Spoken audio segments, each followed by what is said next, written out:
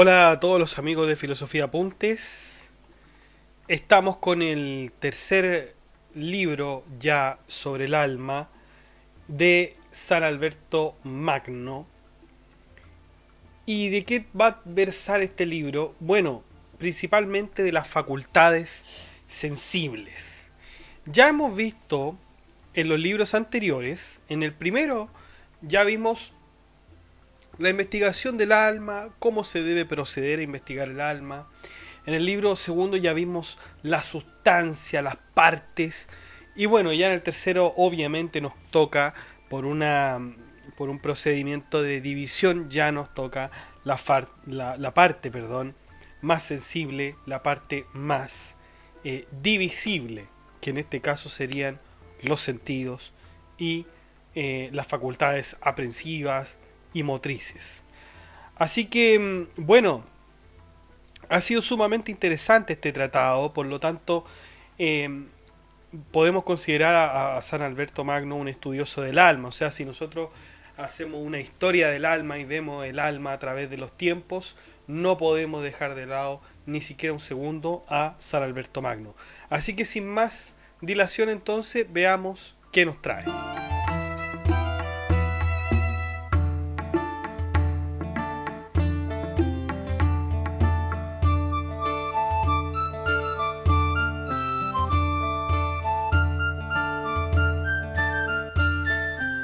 Bueno, las facultades sensibles vamos a ver entonces. Capítulo 1, la imaginación.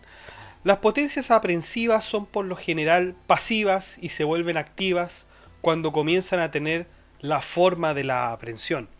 Sin embargo, también hay una potencia aprensiva interior que se encarga de mostrarnos imágenes y efectos de otras cosas. Está, por ejemplo, la potencia imaginativa, una potencia que conserva las imágenes de los sentidos o lo aprendido, incluso aunque el objeto no esté presente. Se aleja del sentido común y de los sentidos, ya que es representación pura. También tiene que ver con los elementos matemáticos, pues estos son totalmente abstractos.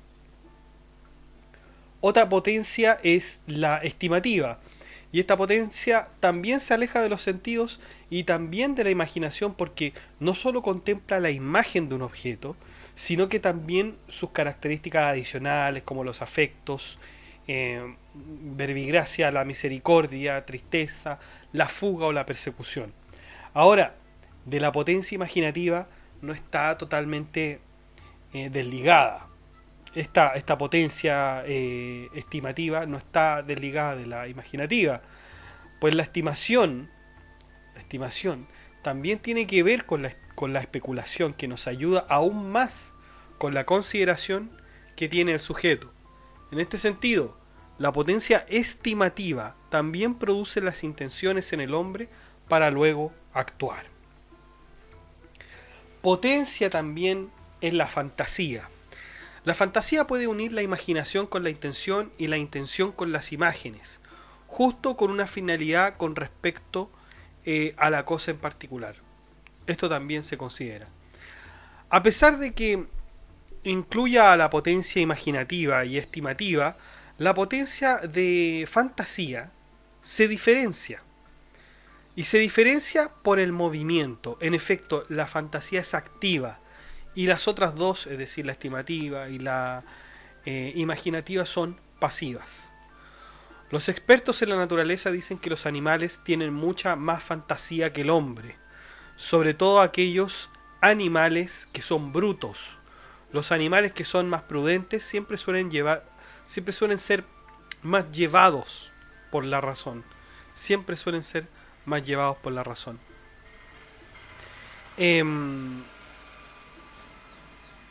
Y obviamente más que a la razón que a la fantasía. En el caso del hombre, la fantasía puede diferir de la realidad o puede ajustarse al raciocinio. Veamos las facultades del alma. San Alberto Magno se pregunta si las facultades mencionadas anteriormente pueden encontrarse en el alma o en otras cosas. Por ejemplo, supongamos que tenemos tres cuadrados ordenados de izquierda a derecha.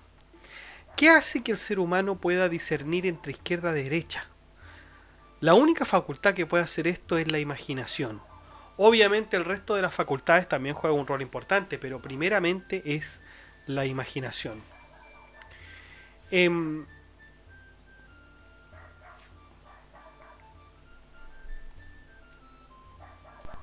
los antiguos decían que esta capacidad en realidad era de los sentidos, porque tiene que ver con los sentidos. Tiene que ver con los sentidos esto de captar la izquierda y la derecha. Pero esto es un error, dice Alberto Magno, porque el entendimiento, entender esto de izquierda a derecha es algo incorpóreo, a pesar de que se necesite del cuerpo de la materia presente. Pero es incorpóreo, es un entendimiento incorpóreo. ¿Ya? O sea, perdón, no es un entendimiento incorpóreo, el entendimiento es incorpóreo. Lamentablemente los filósofos cometieron el error de generalizar el sentido de que lo similar llama a lo similar, pero este, por supuesto, no es el caso. Por otro lado, si el entendimiento y la percepción, que ambos serían lo mismo según los antiguos, porque también son similares, fueran lo mismo, es decir, si el entendimiento y la percepción fueran lo mismo, entonces tendríamos que tanto los animales inferiores al hombre podrían tanto percibir como entender. Como entender. Y entenderían las cosas del hombre y eso no es correcto. Además debemos agregar algo más. La percepción es perfecta en el animal, ya que es una característica natural, pero en el entendimiento puede caer en error. La verdad es que, bueno, la imaginación es una pasión y no un sentido, todo lo contrario. Eh, Estas potencias mencionadas en el título están totalmente alejadas de los sentidos, es decir, la facultad imaginativa, la estimativa y la fantasía. Y tampoco pueden pertenecer a aquello que es verdadero, porque lo verdadero y lo falso requieren de razonamiento. Por lo tanto, estas no pueden aprehender la verdad. La fantasía es aquella potencia que genera, ojo con esto, genera fantasmas en el alma de quien la posee. Por lo tanto, la fantasía no está en el entendimiento, puesto que el entendimiento no se guía por imágenes. De hecho, la fantasía estaría mucho más ligada a los sentidos que al raciocinio, por lo que podría decirse que todo animal tiene fantasía. Sin embargo, Alberto Magno no está de acuerdo con eso y dice que los animales como los gusanos o las abejas construyen sus nidos con mucho arte, lo que quiere decir que tienen imaginación o por lo menos fantasía para crearlos. Lo mismo podríamos decir, por ejemplo, de las arañas cuando tejen su telaraña, ¿no?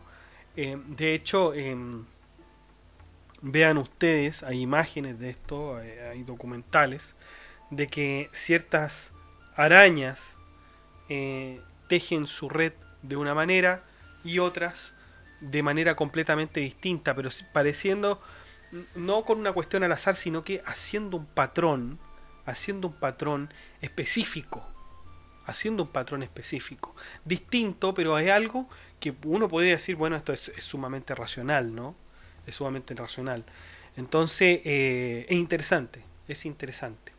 Si bien la fantasía y la imaginación son la mayoría de las ocasiones falsas, estas no predican la verdad o la falsedad, porque estas facultades no juzgan diciendo la verdad o negando.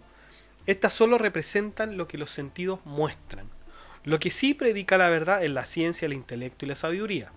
Ni la fantasía ni la imaginación son opiniones, pues no pueden juzgar, y en este sentido lo único que puede ser verdadero son los sentidos y el entendimiento. Eso sí que es cierto. Alberto Magno nos dice que hay tres tipos de objetos sensibles por los cuales se pueden cometer errores y falsedades. Está el objeto sensible propio, que es totalmente activo y pertenece a los sentidos exteriores, y en este sentido no puede haber error.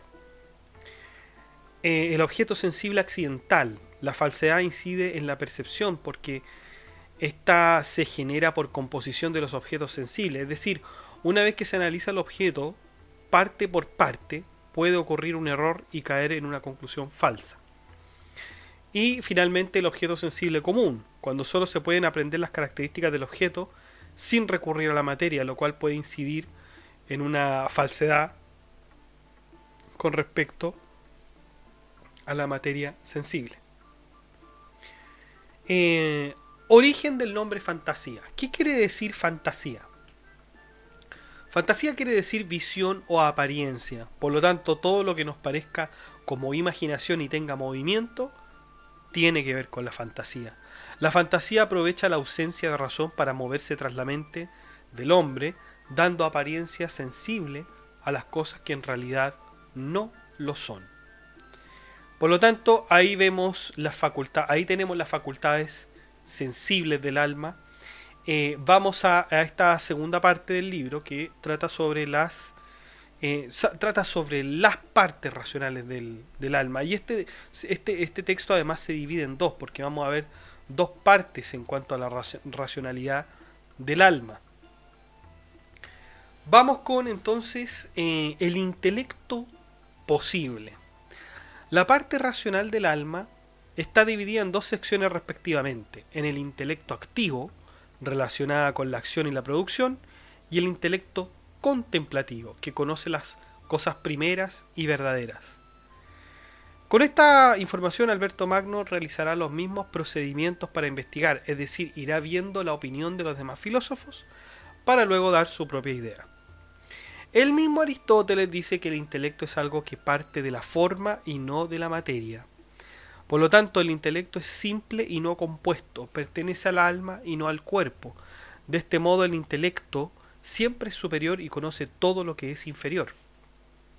Bajo ese respecto, el intelecto material que está en el alma sería pasible, es decir, podría recibir todo el contenido siendo contenedor. Esto obviamente es tremendamente aristotélico. El intelecto posible no es un intelecto modificable o que sufra alguna modificación. Muchos dicen que por estas razones el alma está separada del cuerpo, así como la intelección de la materia.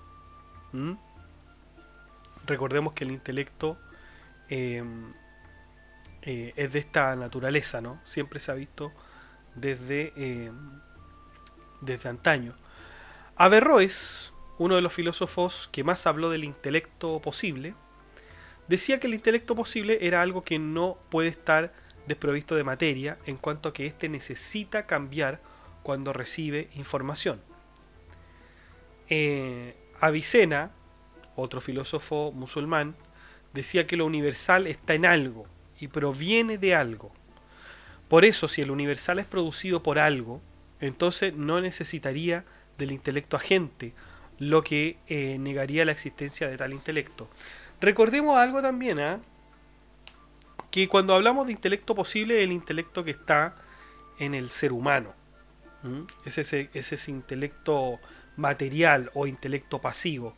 En cambio, el intelecto agente es el que es de Dios, ¿no? Y hubo una gran discusión con respecto a eso, en cuanto a que, bueno, el intelecto pasivo alcanza el intelecto agente, alcanza el intelecto superior, y ahí hay una gran discusión. Esto ya lo hemos visto en otros podcasts, de hecho. Ahora Alberto Magno nos habla de un filósofo llamado Alejandro, que en realidad, bueno, era un discípulo de Aristóteles. No sabemos, no dice a quién específicamente. No es el Alejandro Magno, de ninguna manera, es otro Alejandro. Y este hombre nos decía que el intelecto posible era parte del cuerpo. Y esto nos haría decir que en realidad, siendo el intelecto algo distinto del cuerpo, pero que al mismo tiempo está en él, sería una entelequia del cuerpo mismo, el intelecto posible. El mismo filósofo argumentaba que los elementos eran los que producían el intelecto, por lo que el intelecto es algo externo al hombre. Sin embargo, toda esta opinión es falsa, dice Alberto Magno, porque la materia no otorga una finalidad al ser. La que verdaderamente otorga un fin es la intelección. La forma, por lo tanto, debemos desestimarla con respecto a esta opinión. No podemos adherir a lo que dice Alejandro, de que el intelecto posible está en el cuerpo. Veamos la opinión de Teofrasto, y Temistio. Estos dos sí son peripatéticos tremendamente conocidos. Teofrasto era el padre de la botánica. Y bueno, nos decían en realidad que el intelecto posible no existía en el alma, al contrario, solamente existía el intelecto universal. Había un solo intelecto. Lo que sí existía en el hombre era el intelecto agente, que es el que se encarga de extraer las formas del conocimiento universal. Por lo tanto, habría más bien un intelecto puro y no material o potencial, ya que de esa manera no se podría diferenciar este mismo de la materia pura. De esta forma, las dos serían materia y no se podrían distinguir. Pero estos peripatéticos añaden algo más, y es que nos dicen que la materia conoce sus propias formas que debe abstraer, incluyendo las corpóreas y las incorpóreas. Pero esto es absurdo, dice Alberto Magno, porque la materia no tendría el intelecto para abstraer formas. Pareciera ser que estos hombres también se dejan guiar por el principio: lo semejante conoce a lo semejante. Vamos con la opinión de Aben Pace y Abu Bakr. Estos dos filósofos árabes separaron el intelecto posible y el intelecto universal. Decían que el intelecto posible tenía que ver más con la fantasía y, en efecto, los fantasmas son un intelecto que se va desarrollando. Lo que dijeron era en relación a que el conocimiento universal no puede ser extraído en cuanto a que es sustancia. El sujeto con el intelecto posible no puede extraer la forma de lo universal, porque de esa manera lo universal se particularizaría. Y eso no es posible. El universal siempre es universal. Por lo tanto, el intelecto posible no sería más que intelecto especulativo. Especulativo. Sin embargo, el mismo San Alberto Magno nos dice que es el mismo fantasma de la fantasía el que mueve al intelecto. En todo caso, esta idea no es de él, sino que del mismo Aristóteles. Ahora, lo que implica esta proposición es que si el fantasma mueve al intelecto, entonces hay una conexión entre la gente y el paciente, cosa que mueve y cosa que es movida. Pero ¿cómo es que algo fuera del intelecto, como el fantasma, puede mover el intelecto siendo algo separado del cuerpo? No es que tenga un movimiento autónomo, sino que más bien ese fantasma es iluminado por la luz del intelecto. Es iluminado por la luz del intelecto. Un ejemplo de aquello es el color, que sin mover la visión lo estimula a ver. Lo estimula a ver. Hay una influencia, dice entonces en este sentido Alberto Magno, complementando la opinión de Aben Pace y Abu Bakr. La opinión de Averroes. Y Averroes es el hombre quizás que conserva más lo dicho por Aristóteles, diciendo que el intelecto posible existe y abstrae todo lo captado por los sentidos.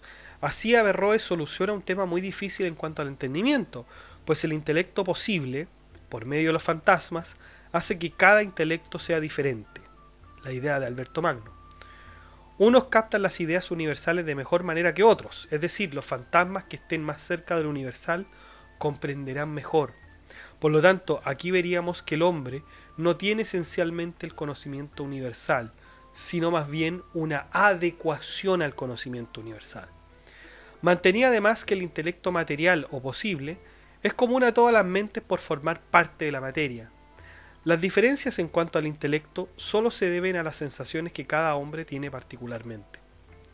Otro argumento de Averroes es decir que el intelecto posible no es uno, porque si así fuera, tendría que captar cosas individualizadas y no universales. Sin embargo, este no es el caso, porque la formación de hombres se da con almas y formas, que si bien son iguales, se diferencian en cuanto al intelecto. Por lo tanto, San Alberto Magno nos dice que de una u otra forma los hombres poseen el intelecto universal, no en cuanto universal, pero en cuanto a que lo pueden abstraer. Y es así que vemos hombres más doctos que otros, pero que indudablemente poseen la ciencia. Dice el filósofo: todo hombre posee ciencia en cuanto posea intelecto. Aristóteles. Perdón, no, esto es Alberto Magno. De este modo, Alberto Magno establece que el intelecto material es variado, mientras que Averroes nos dice que es numéricamente, fíjense, numéricamente uno. para a San Alberto Magno, esta no es así. ¿Mm? La parte intelectiva del alma, digresiones. Veamos esto. Anaxágoras fue un filósofo que confirmó que en realidad el alma no tenía ninguna parte racional o intelectiva. A este hombre se le sumaron muchos otros filósofos más, como el filósofo árabe Algacén. Estos hombres decían que la inteligencia o las inteligencias existían separadas y en un nivel superior. Nuestra alma sería el esplendor o la luz de otra inteligencia aún superior a nosotros. Y estas inteligencias no pueden ser movidas, pues son motores que, como diría Aristóteles, solo mueven y no son movidos. La refutación de esto, de acuerdo con Alberto Magno, es totalmente fácil, pues no se puede conocer seres superiores sin tener racionalidad o una intelección que los abstraiga. Necesitamos aquello. La opinión de Avicebrón. Teofrasto nos decía que el intelecto posible y la materia eran lo mismo, y por lo que los dos trabajaban en la misma función. Avicebrón acentúa lo mismo, diciendo que el intelecto posible y la materia tienen el mismo alcance. Sin embargo, Avicebrón tiene argumentos más fuertes para pensar aquello. Avicebrón, que siendo el ser dice que siendo el ser humano un sujeto corpóreo, tiene las mismas cualidades de la materia. Sensación. Sin embargo, Avicebrón dice que al mismo tiempo que el intelecto posible puede captar las formas. Pero ¿cómo es posible que la materia no pueda alcanzar el intelecto, no pueda alcanzarlas, ¿no es cierto?, estas formas, y el intelecto posible sí, teniendo el mismo alcance? O sea, si la crítica que hace San Alberto Magno es la siguiente. Solamente se puede alcanzar lo corpóreo, la sensación, ¿no es cierto? La materia hasta ahí llega, hasta la sensación. Y el intelecto posible, que se supone que para Avicebrón era lo mismo, siguiendo la filosofía de Teofrasto, nos dice que el intelecto posible sí puede alcanzar las formas, pero la materia no. Pero si tienen el mismo alcance, ¿cómo es que la materia no puede alcanzar las formas y el intelecto sí? Si se supone que son lo mismo. Entonces esa es la crítica que hace San Alberto Magno. El filósofo judío nos dice que la forma del intelecto posible es justamente intelectual. Y San Alberto Magno difiere totalmente a esta teoría de Avicebrón. Hay una incoherencia lógica en su planteamiento, ya que lo que se dice independiente no puede ser a la vez material. La forma y la materia nunca caen bajo un único contenedor, en el sentido aristotélico. La opinión de Platón y de Gregorio de Nisa. Como sabemos, todo lo que estudiamos de filosofía en cuanto a Platón afirmaba que el alma está separada del cuerpo y que el universal se encontraba fuera de la materia. Sin embargo, la teoría de Platón tiene pequeños puntos de verdad, pues recordemos que Platón desestimaba tanto la opinión y la fantasía como medios para conocer lo inteligible. No obstante, ya vemos en la primera parte de este tratado que estamos viendo que la fantasía y los fantasmas sirven para mover el intelecto. Por lo tanto, los primeros niveles de conocimiento no se deben subestimar ni mucho menos rechazar, ya que ellos son el comienzo, el primer camino. Los latinos también sostenían la misma opinión que Platón, aunque también admitían que el alma sería algo compuesto, lo que resulta confuso e inaplicable. Dicen que está separada y que es individual, porque para extraer el universal el alma tiene que individualizarse, lo cual es ininteligible. Sin embargo, todos sabemos que el intelecto tiene cosas en común con otros, es decir, muchos hombres pueden acordar en muchas cosas y rechazar otras al mismo tiempo. Esta es la mayor prueba de que es diversa y a la vez es una, porque la opinión es la que incide, así como también la fantasía. Frente a todas estas opiniones contrarias y difusas, Alberto Magno dice que el alma tiene las siguientes características: da la perfección al hombre, es racional, es total, es incorpórea, poseedora de potencias, vegetativa y sensitiva, y singular. El cuerpo solo tendría conexión con lo abstracto del entendimiento, como sería la imaginación, la fantasía y los sentidos. Hasta ahí puede llegar. El intelecto es una sustancia que está en el alma, no se mezcla, es universal e indeterminada debido a su relación con lo inteligible. El intelecto posible se une a lo universal a través del intelecto agente. ¿De qué manera se une? Cuando el intelecto posible tiene que abstraer el conocimiento universal. Solo podríamos decir que es múltiple cuando comienza a entender las cosas que entiende, que de hecho son múltiples. Así Alberto Magno podría coincidir con los siguientes filósofos de en ciertas materias, con Averroes, que el intelecto posible abstrae los sentidos, y con Avicebrón, solamente con el hecho de que el intelecto posible puede captar las formas.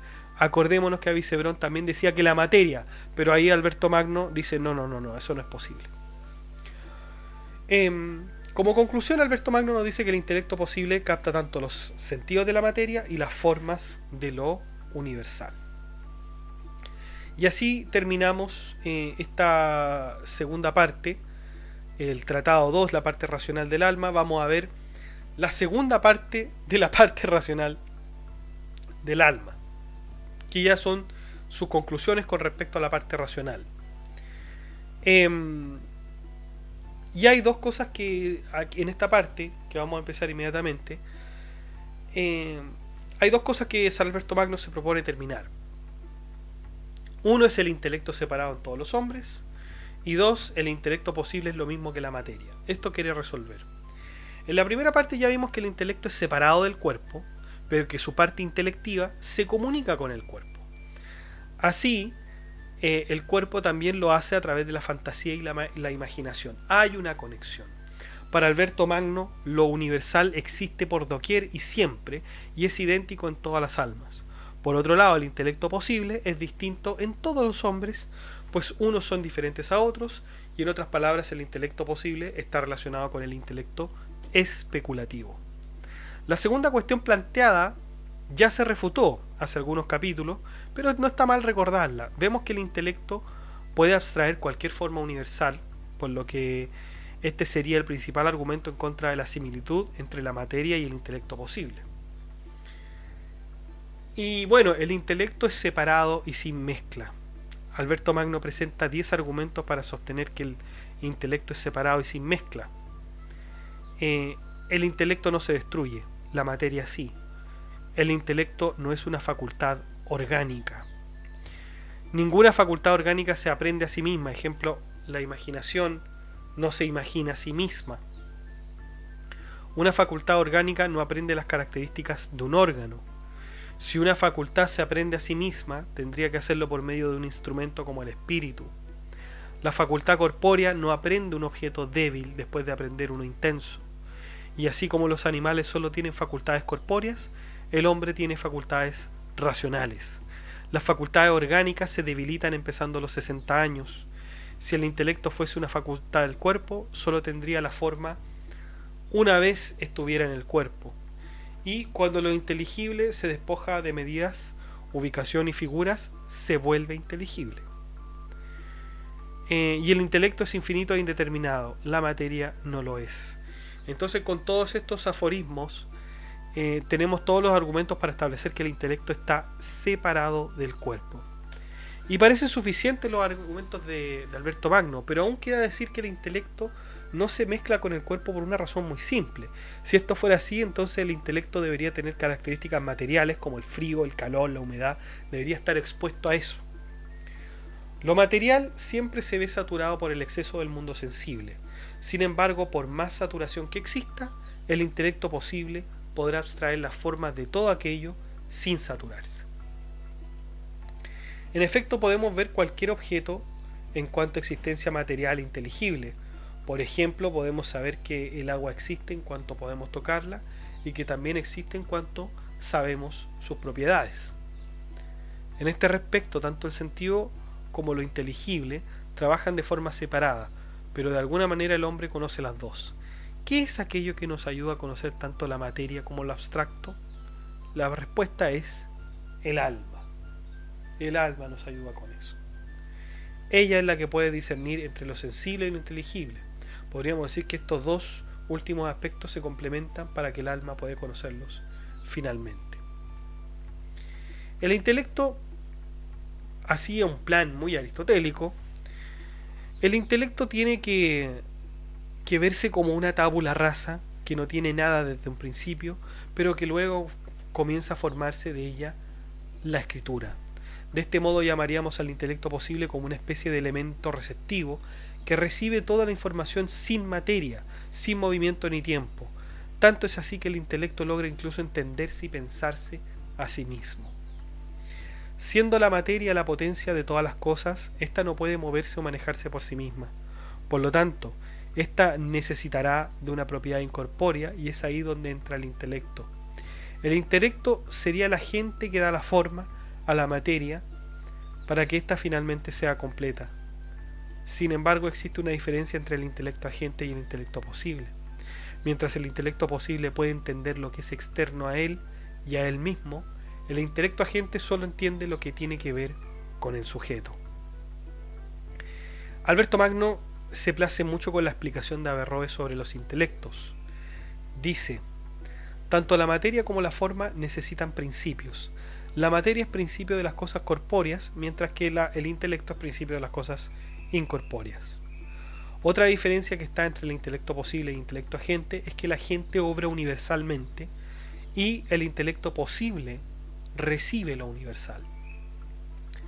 Y en este último capítulo, Alberto Magno describe tanto el intelecto posible, el intelecto agente, como el intelecto especulativo. Veamos las características del intelecto agente. Este se dedica a la abstracción de formas inteligibles para hacerlas simples y universales. Ilumina el intelecto posible. No puede entenderse a sí mismo y es primero en acto.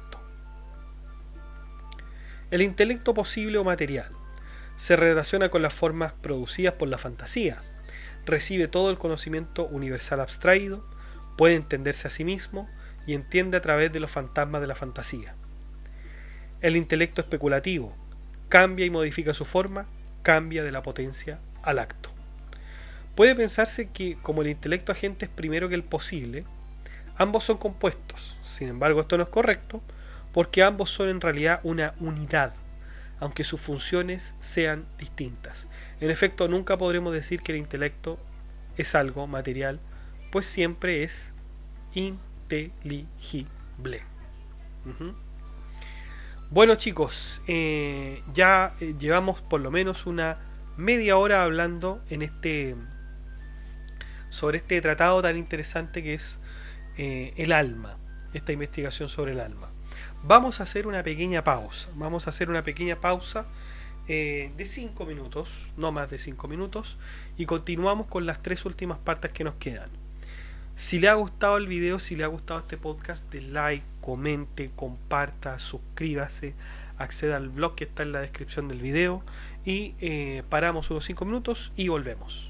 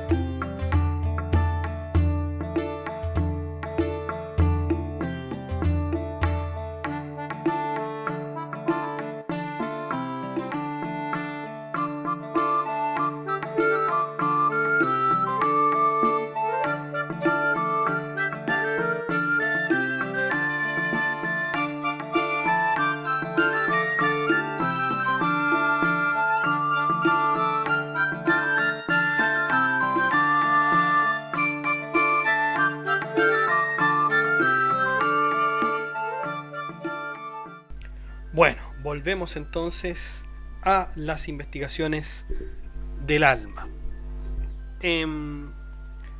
Y vamos a empezar con este tratado tercero, que es el intelecto posible. El intelecto posible. El intelecto posible es uno de los conceptos más bien abordados dentro de la filosofía medieval. Los conocimientos intelectuales siempre son eternos y unitarios, mientras que todo lo demás es compuesto. En otras palabras, cualquier elemento de unidad o abstracción sería uno y no múltiple. Las cosas, cuando son entendidas, siempre están entendidas en potencia y no en acto. Y en efecto, cuando las cosas son en potencia, aún no se han formalizado. O aún no se han formado, más bien. Parecen confusas y distantes. Este proceso se hace mientras el intelecto queda intacto, es decir, en el espacio temporal del entender, el intelecto conoce primero potencialmente y luego en acto. Cuando el intelecto nos falla, San Alberto Magno nos dice que generalmente el intelecto no nos falla. Sin embargo, hay excepciones en que sí. De hecho, el filósofo dice que en una de las veces que el intelecto no puede ser engañado es cuando tiende a las cosas solo por su forma, mientras que puede ser engañado cuando las analiza a través de la materia.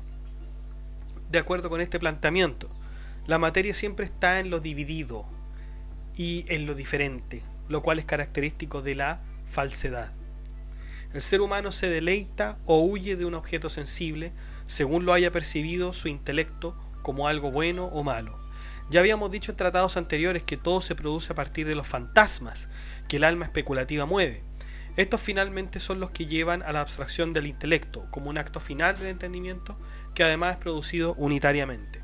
Por lo tanto, la abstracción final se da por un solo intelecto. Cuando se juzga una cosa, primero la sentimos y luego los fantasmas que ya habíamos hablado anteriormente se encargan de estimular el intelecto para tomar una determinación final con respecto a lo que se entiende. Los fantasmas, de alguna manera, nos ayudan a tomar la decisión de huir o resistir en una situación de peligro. En efecto, la opinión que se tenga respecto de una situación moverá a los fantasmas y estos moverán al intelecto. No solo eso, parece ser que los fantasmas en dicha facultad imaginativa pueden generar estímulos, incluso cuando el objeto no está presente. Por ejemplo, cuando un hombre es estimulado por la imagen de una mujer hermosa para tener coito, los órganos realizan un trabajo sin estar la mujer en aquel momento. De ahí que también se produzcan las enfermedades como la lepra y otras enfermedades. Alberto Magno creía en que la llamada al pensamiento de cualquier enfermedad llamaba a dicha enfermedad efectivamente. Por lo tanto, el hombre que pensara en aquella enfermedad sin duda la padecería. Finalmente es el intelecto el que toma la determinación final con respecto a la experiencia recibida por los fantasmas y los sentidos.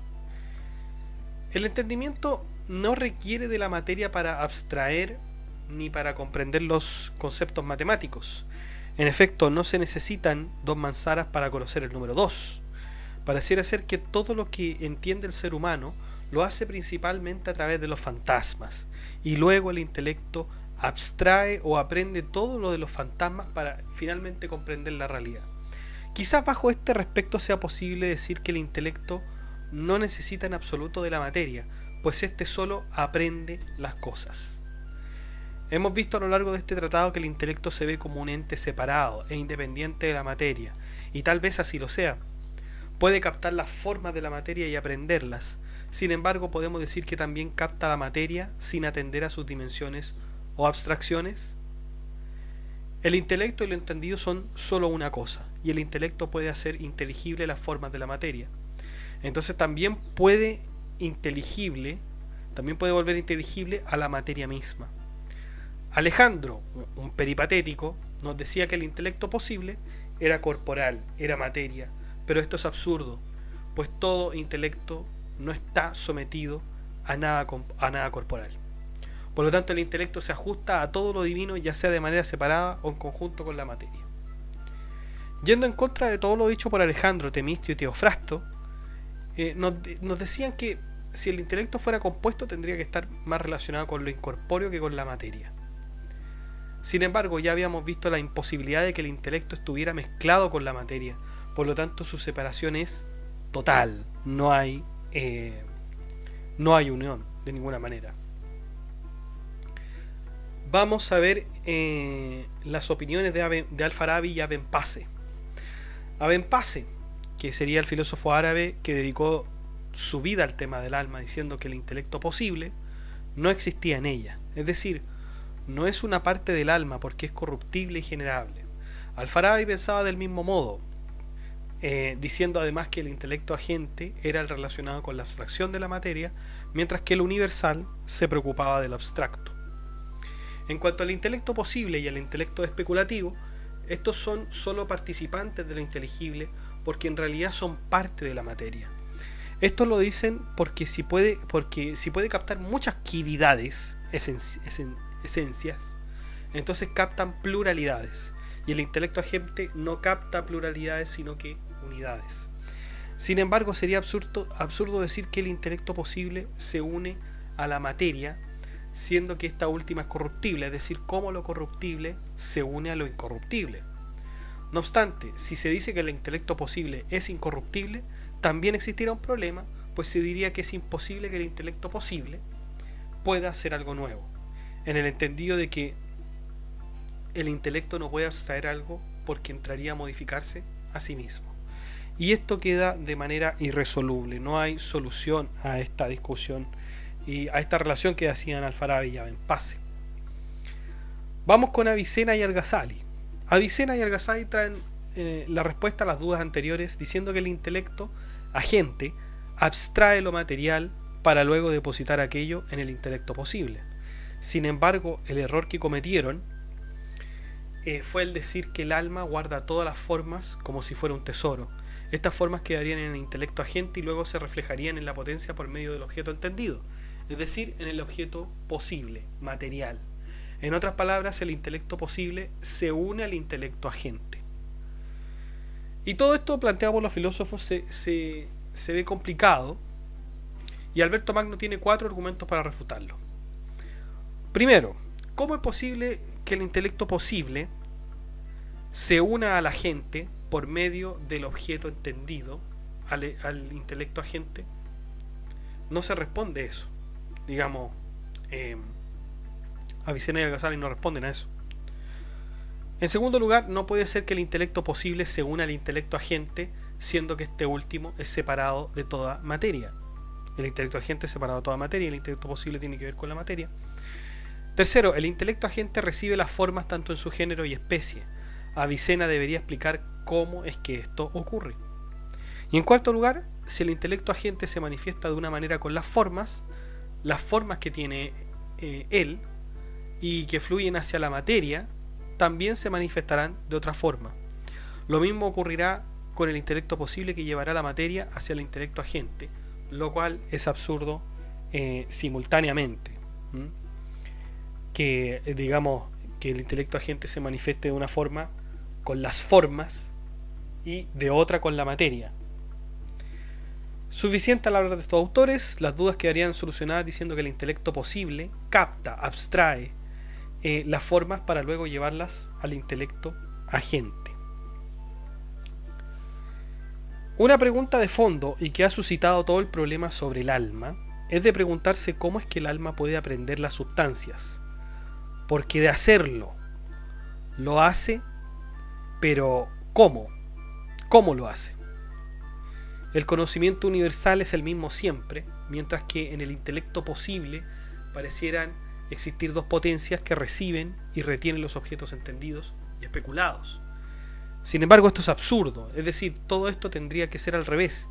El intelecto agente es el que produce y retiene, mientras que el intelecto posible solo lo recibe del intelecto agente. Bueno, esa es la propuesta, ¿no?, de San Alberto Magno. Es innegable la unión que existe entre el intelecto posible y el intelecto agente, a pesar de que racionalmente debería existir una separación. La razón por la cual no se considera es que de todas maneras un hombre es capaz de conocer y entender cientos de cosas.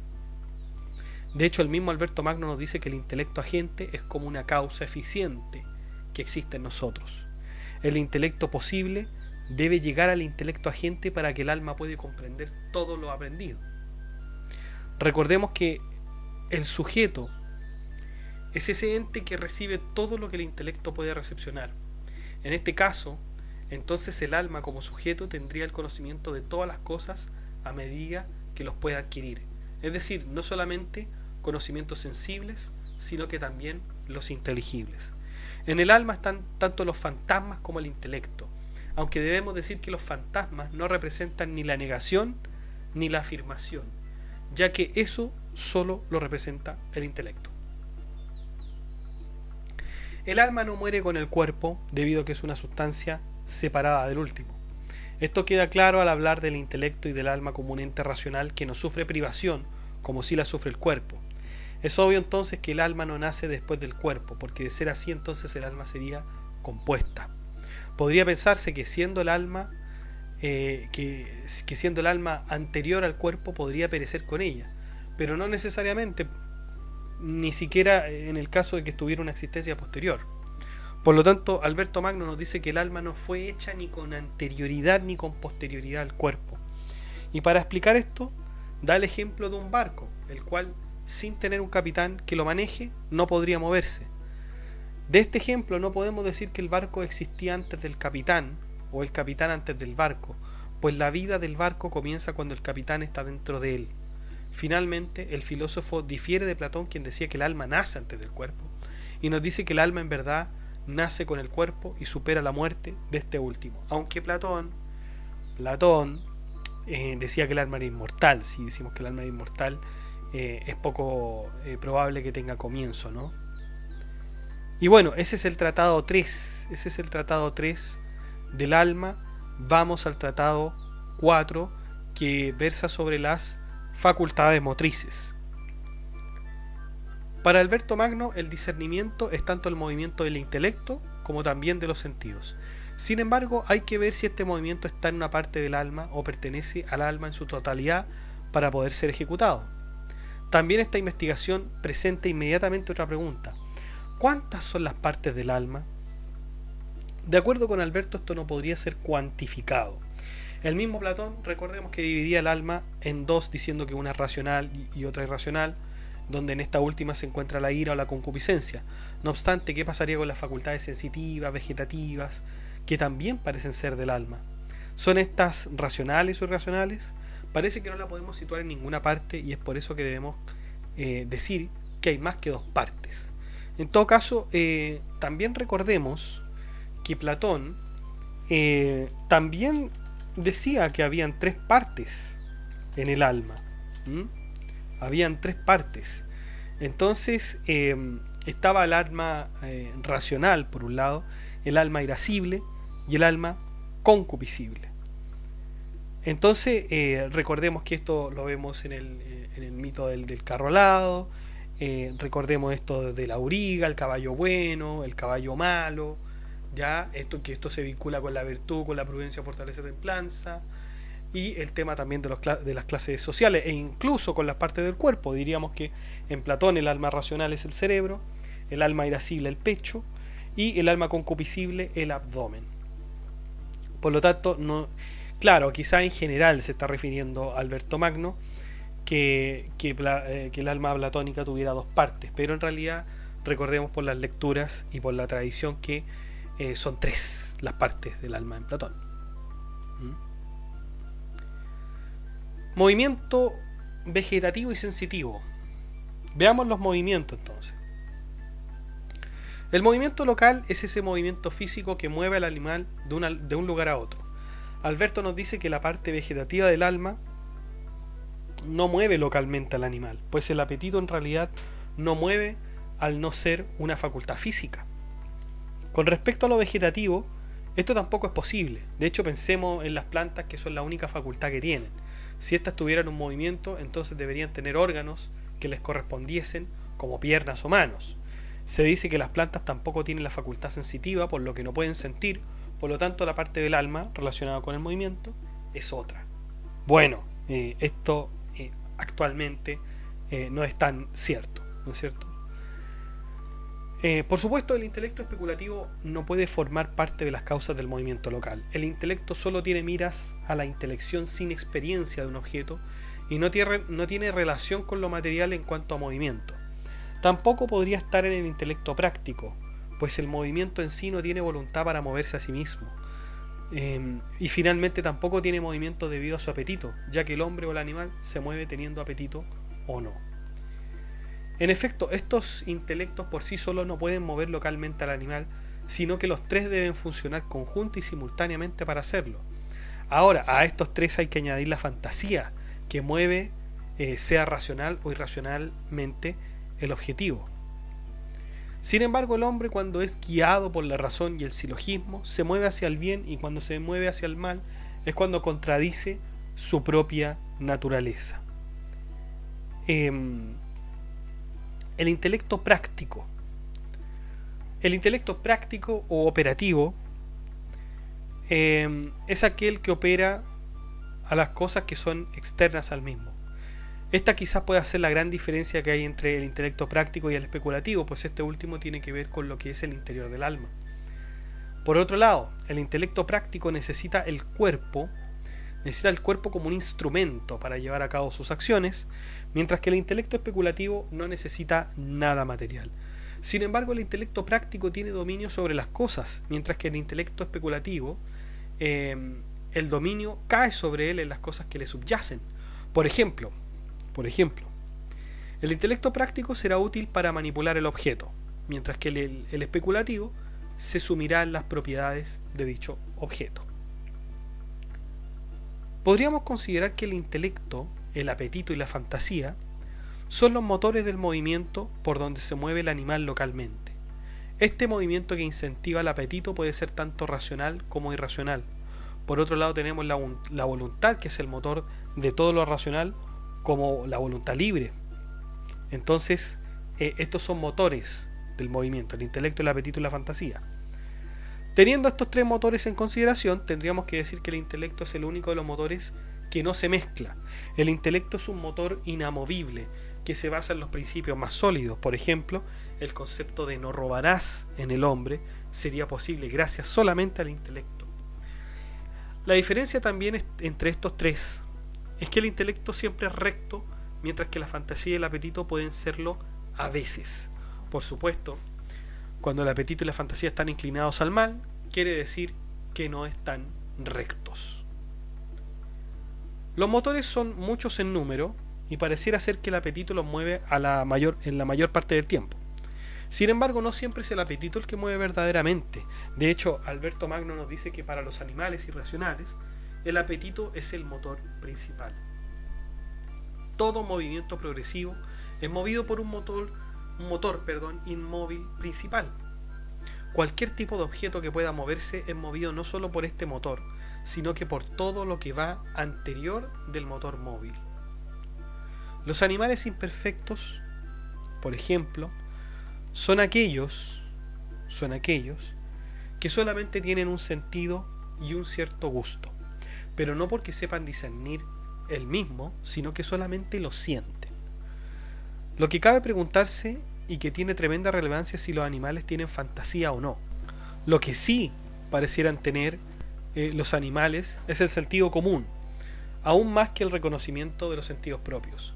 Los animales también parecieran tener fantasía, pero en un nivel inferior al hombre, ya que sería una fantasía indeterminada. Sin embargo, para los animales racionales, la fantasía se vuelve determinada, al igual que el apetito, en otras palabras, porque existe una voluntad, algo deliberativo. No obstante, el apetito y la fantasía pueden verse movidas por la opinión, y la opinión puede moverse solo influenciada por estos dos motores. Los platónicos decían que existía un motor llamado sindéresis, que era el principio rector del intelecto. El hombre trata de alcanzar los preceptos divinos o el intelecto que más se acerca al conocimiento universal. Es ahí que el hombre puede comprender cosas como el derecho natural o el derecho divino, los cuales Alberto Magno toma como en realidad sinónimos. Como estos conocimientos existen, entonces es totalmente plausible pensar que cuando el hombre se encuentra con ellos, al mismo tiempo ha alcanzado el conocimiento verdadero. Y así terminamos la parte de las facultades motrices, y nos faltaría una última, ¿no? Una última que sería las potencias del alma, el tratado quinto. Vamos a ver entonces las potencias del alma. Todo ser viviente tiene un alma, y como corresponde, esta alma debiera tener un principio, una parte o potencia vegetativa.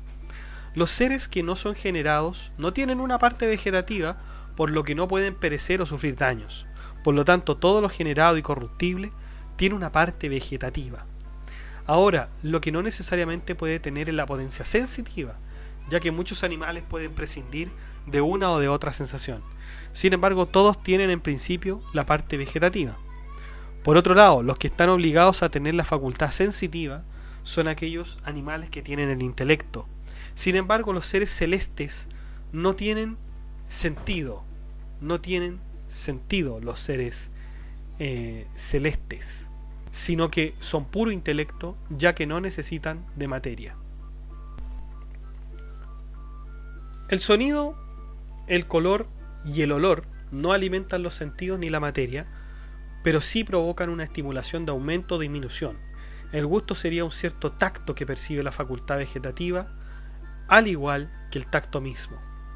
El animal aprende por medio del tacto lo que es comestible o utilizable para él. No obstante, para el animal también podría ser el sonido, el color y el olor indicadores de que puede existir un peligro a lo lejos. Obviamente, y como hemos dicho durante todo el tratado, los animales tienen un cuerpo compuesto al tener órganos y partes en los que se divide. Está a la vista que los animales mueren irremediablemente por diversas razones, y este es el fundamento principal de que su cuerpo sea compuesto. Muchos autores dicen que en especial lo vegetativo y lo sensitivo sí son corruptibles. Dicen que estas poderosas facultades se encuentran a partir de la materia, es decir, la materia las origina. Por otro lado, si estas potencias fueran independientes y simples, la una con la otra, entonces lo sensitivo no podría encontrarse en lo vegetativo ni lo vegetativo en lo sensitivo, lo cual es falso. De esto también se seguiría que ninguna procedería de la otra, lo cual implica una discontinuidad, porque ya dijimos que existen seres vegetativos y a partir de estos están los vegetativos sensitivos, que son los más complejos. Debido a lo absurdo que ocurriría de separar en tres sustancias lo racional, lo sensitivo y lo vegetativo, San Alberto Magno nos dice que estas tres potencias son unidas por una sola sustancia simple. Entonces, ¿qué serían lo vegetativo, lo sensitivo y lo racional? En realidad, serían tres potencias naturales del alma unidas en una sola sustancia. Bien parecido esto a la Trinidad, ¿no? Bien parecido. Quizás podría haberse hecho calzar. Y bueno, chicos, esa ha sido entonces nuestra tercera parte de las facultades aprehensivas y motrices del Tratado sobre el Alma en Alberto Magno. Muy interesante, muy interesante. Una descripción de las facultades motrices, un nuevo concepto que es el de fantasma, y una multiplicación quizás de más facultades y por lo tanto de más características. Si lo piensa usted, ¿no hemos ya visto demasiadas características, demasiadas facultades, demasiados elementos con respecto al alma? ¿No hemos visto ya quizás demasiada caracterización o definición de la ontología? Parece que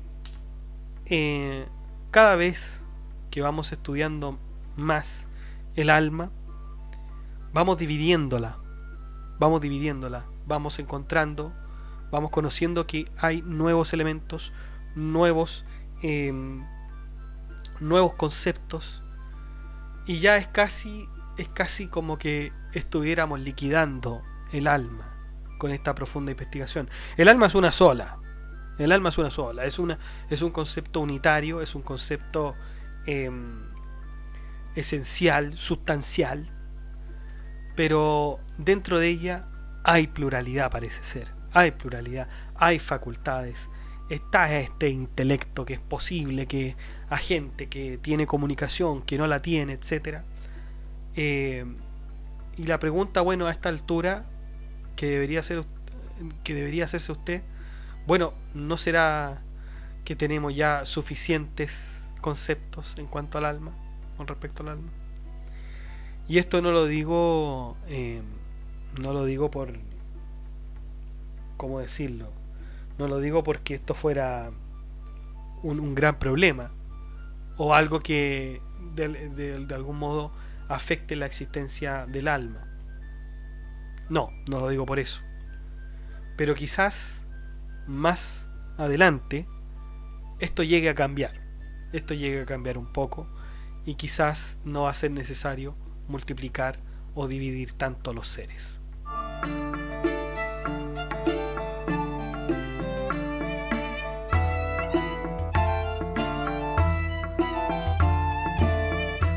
Bueno amigos, y eso ha sido todo. Muchas gracias por escuchar este podcast. Si les ha gustado, de like, comparta, suscríbase, comente, acceda al blog que está en la descripción del video, haga su aporte en Patreon, en PayPal, las redes sociales y las plataformas que están en la descripción del video.